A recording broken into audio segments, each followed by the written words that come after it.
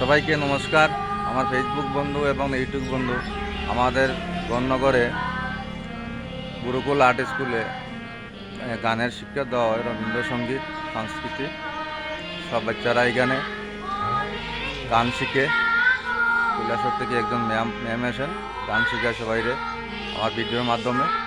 আপনারা সবাই দেখে নেবেন, অনেক ভালো লাগে বাচ্চাগুলা শিখে।